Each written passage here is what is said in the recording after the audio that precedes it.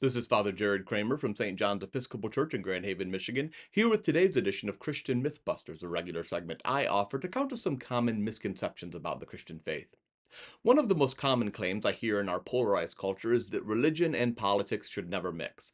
Faith, people insist, is a private matter. Believe what you want in church, but leave it out of the public square. On the surface, this sounds appealing. It promises a kind of peace where religion doesn't intrude on politics and politics doesn't divide churches. But when you look at Jesus and the early Christian movement, the myth that faith is purely private quickly falls apart. So let's try to break that myth today. Think first about Jesus himself. His teachings were profoundly spiritual, yes, but they were never only spiritual. When Jesus stood in his hometown synagogue and declared the words of Isaiah, "The Spirit of the Lord is upon me because he has anointed me to bring good news to the poor, release to the captives, recovery of sight to the blind, and freedom to the oppressed," no one heard that as just a private inward promise. Those words had radical social and political implications. They challenged the unjust economic and political systems of his day. And that's why at the end of that sermon, the congregation drove him out of town and tried to throw him off a cliff. Jesus consistently proclaimed the kingdom, not just an inward feeling of peace, but a new order where the last are first, the hungry are fed, the grieving are comforted, and the powerful are brought low. When he overturned the tables of the money changers in the temple, that was not a polite sermon illustration, it was a direct public protest against corruption and exploitation and marginalization.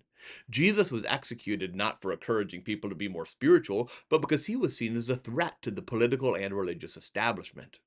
The early church carried this same vision forward. When Christians declared Jesus is Lord, they were making a political statement every bit as much as a spiritual one. In the Roman Empire, the expected declaration was Caesar is Lord. To say Jesus is Lord meant Caesar was not. That conviction led Christians to resist unjust practices, to care for the poor, to adopt abandoned infants, to refuse to worship the emperor, and to stand against systems of domination, even when it cost them their lives. Now, does this mean that Christianity tells you to join one political party or another? Absolutely not. Faith is political in the sense that it shapes how we live together in society. It gives us a vision of justice, peace, and human dignity that transcends partisan labels. The party you choose is more about the methods to get to the ends your faith envisions. And people can certainly have different convictions about what political party is best at getting at those ends. But your faith cannot be reduced to private opinions or personal morality alone. That's why the prophets of the Old Testament spoke so forcefully against kings and rulers who oppressed the poor. It's why Jesus told parables about unjust judges, corrupt stewards, and rich men who ignored beggars at their gates. It's why the book of Revelation dares to picture the empire itself as a beast that must be resisted by those who follow the Lamb. In every age, Christians are called to ask, how does my faith shape the way I treat my neighbor, especially the poor, the marginalized, the stranger, the sick, and the oppressed? What does my commitment to Christ mean for how I use my voice, my money, and my vote?